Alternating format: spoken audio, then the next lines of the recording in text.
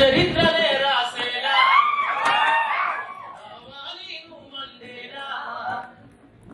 ఈ పాట గుర్తుందా? అయితే వాస్తవానికి ఇక్కడ ఫస్ట్ నేను చెప్పాల్సింది పాట గురించి చెప్పాలి. మన గుండెల మీద రాసినటువంటి చరిత్ర సంబంధించినటువంటి సభ. ఈ సభకు కాశీం సార్కి ఈ వేదికకు నిజంగా మనస్ఫూర్తిగా ధన్యవాదాలు. పాటమారమ్మకు ధన్యవాదాలు. అయితే అయితే పొద్దుపోక 3-4 పాటలు రాస్తే మా గంగక్క తీసుకొచ్చింది. మా గంగక్క కూడా దండం పెట్టారు. ఒక పని అయిపోయింది. అయితే రెండోది ఏంటంటే బాగా దుఃఖం వచ్చినప్పుడు, బాగా సంబరం వేసినప్పుడు పాట అనేటువంటి పుడతానే ఒకటే ఒక విషయం తెలిసి ఈ పాటల ప్రపంచంలోకి నేను వచ్చిన. ఎట్లా అంటే ఆగమైపోవద్దు రాంబాబు, నీకు ఆయుధం కావాలి నీ చదువు. అంటే ఒక ఆగమైపోతున్నప్పుడు దానికి వెంటనే సొల్యూషన్ చెప్పేది పాట కావాలి. దాని తర్వాత ఇచ్చేటువంటిదే పాట అని చెప్పి నేను రాసుకుంటూ వచ్చింది. ఆగమైపోవద్దు రాంబాబు, నీకు ఆయుధం కావాలి నీ చదువు. అమ్మ నాకొక్క కొడుకు, గుంట జాగలేని ఒక్క బిడ్డవు. నిరుపేద గుండెల్లో ఒదిగి ఎదుగుతున్నా ఒక్కగానొక్క కొడుకు. నీ తల్లి పొద్దున్నే లేసి నిన్ను లేపి పువ్వ పెట్టుకుంటూ బుజ్జగించుకుంటూ కష్టాలు దిగిరేటి రోజెన్నడంటూ నిన్ను చూసి కళ్ళ కట్టుకుంటుంది. మీ అయ్య రెక్కల కష్టము, మీ అయ్య రెక్కల కష్టపు గారెట్టి కన్నీటి చుక్కల త్యాగము. ఆ త్యాగాల కన్నీటి సంద్రంలో సాగేవో సచ్చపు సలయేరు కావాలి. ఇది బాగా దుఃఖం వచ్చినప్పుడు రాసినటువంటి పాట.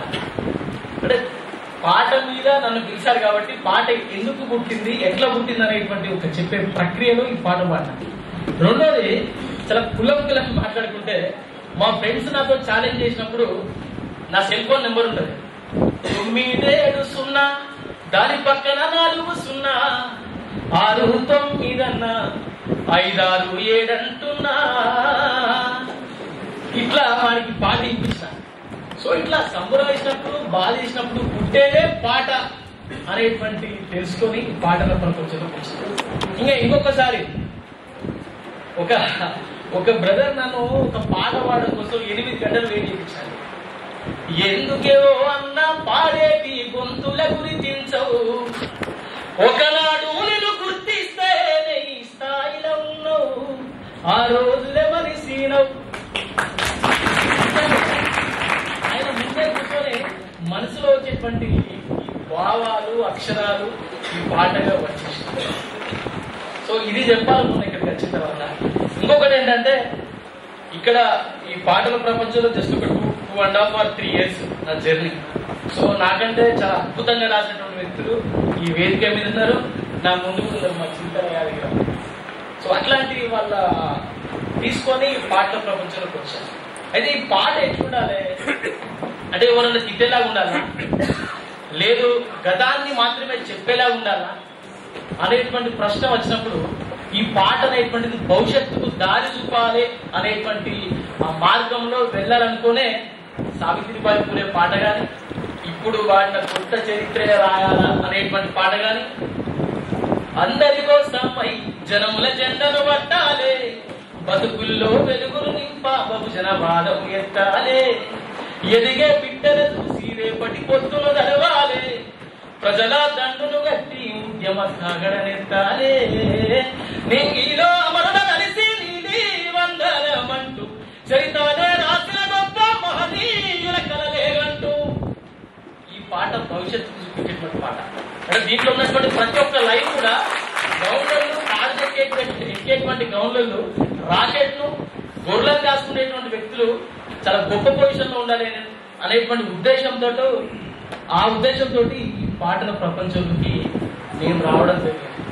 కాబట్టి నా పాట ఎప్పుడు భవిష్యత్తును చూపెట్టాలి అనేటువంటి లైన్లోనే ఇక ముందు కూడా పోతానని చెప్తూ ఈ అద్భుతమైనటువంటి అవకాశం ఇచ్చినటువంటి సార్కి, మీకు ఇంత ఓపిక, ఎంతో జలుబు చేసింది బాగా రాత్రి మార్గమైన ఒక పాట తప్ప రాంబాబు అంటే ఏమనుకుంటామంటే రాంబాబు అంటే ఒక మంచి పాట ద్వారా మనం మాట్లాడతాం. అయితే నేను ఫస్ట్ పాట రాసిన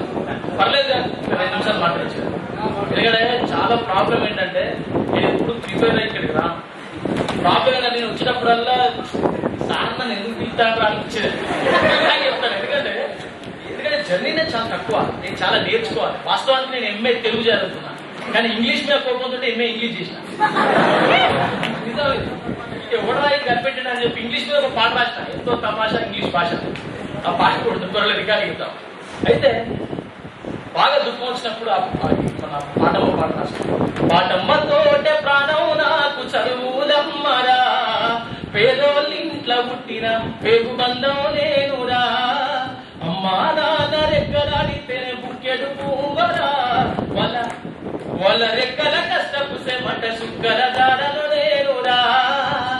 ఈ పదాలలో చూడండి, ఒక పదం తర్వాత ఇంకొక పదం సొల్యూషన్ ఇస్తా ఉంటుంది.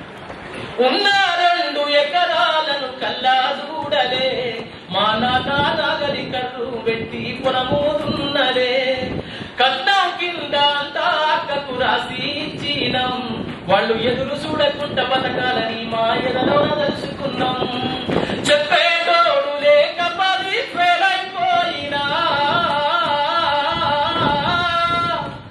చదువు అమ్మ విలువ తెలిసి ఎంఏ ఇంగ్లీషు పట్టా పొందినా, పటమ్మతోటే ప్రాణం నాకు చదువులమ్మరా, పేదోళ్ళింట్లో పుట్టిన పేగు బంధం నేనురా, అమ్మా నాన్న లెక్కలాడితేనే ముక్కెడు పువ్వరా, వాళ్ళ లెక్కల కష్టపు సెమట సుక్కల దారను నేనురా.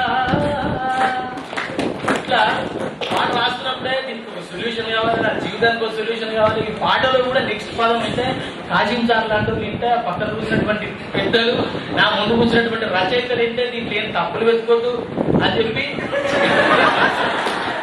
చిన్నగా అట్లా వచ్చా. ఈ ప్రయాణంలో అవకాశాలు అందకపోయినా ప్రభుని పయనం, అనుక్షణం నీలో జరగాలి ఓ మేదో మదనం. ఇక్కడ అవకాశం దొరికినా కూడా ఎక్కడ నా ప్రయాణం ఆపొద్దు, నా పాటల ప్రయాణం ఆపొద్దు అని చెప్పి ఈ పాట రాష్ట్రం. ఇది పాటల ప్రపంచం. Thank you sir.